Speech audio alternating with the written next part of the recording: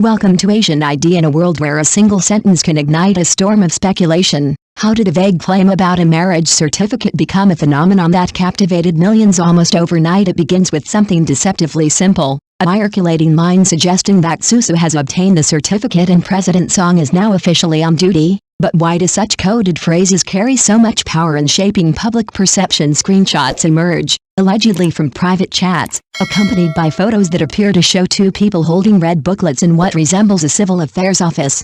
Yet how easily can images divorced from context transform into undeniable proof in the eyes of the public? The reaction is immediate and overwhelming, with hashtags climbing trending charts and fans flooding comment sections with congratulations. But does collective enthusiasm validate the authenticity of the story or merely amplify its reach? Entertainment bloggers joined the chorus, some offering sincere blessings while others craft playful narratives, subtly guiding how audiences interpret the situation. But when commentary becomes performance, where does reality begin to blur? The silence of the two individuals at the center only deepens the intrigue, punctuated by rumors of a fleeting like on social media, quickly withdrawn. Yet why does a single digital gesture hold such disproportionate weight in shaping belief as fragments of past interactions resurface? Shared meals, overlapping schedules, rumored cohabitation, they begin to form a pattern that feels convincing. But are these genuine connections or carefully curated coincidences assembled after the fact? A matching ring spotted at a recent event becomes another piece of the puzzle, sparking discussions about couple rings. Yet how often do we assign meaning to objects simply because we are searching for confirmation their on-screen chemistry, once appreciated as performance, is now reinterpreted as evidence of something deeper?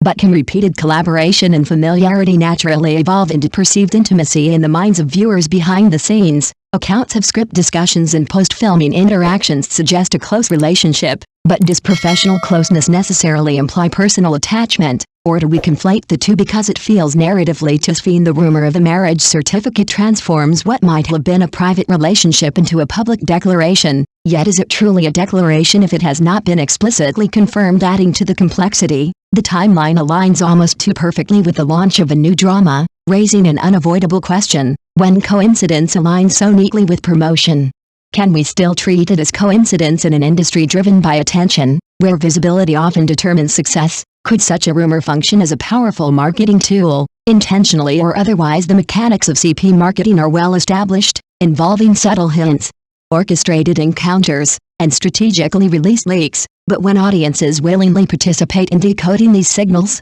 do they become collaborators in the narrative? The ambiguity itself becomes the most compelling element, inviting endless interpretation and discussion. But is it the search for truth that captivates us, or the thrill of speculation? Even the smallest details, clothing similarities, background settings, accessories, are scrutinized with forensic intensity. Yet how reliable are conclusions drawn from fragments that lack verifiable origins? The source of the rumor remains elusive, with missing timestamps and unverifiable identities. But why does uncertainty not diminish belief, and in some cases even strengthen it? As the story spreads, it evolves, shaped by each retelling, each added detail, each emotional reaction. But at what point does the narrative become less about what happened and more about what people want to believe? Looking back at past interactions, moments once considered ordinary now appear loaded with hidden meaning. But are we uncovering truth or retroactively constructing it? The entertainment industry thrives on this delicate balance between reality and illusion, where personal lives can seamlessly merge with promotional narratives.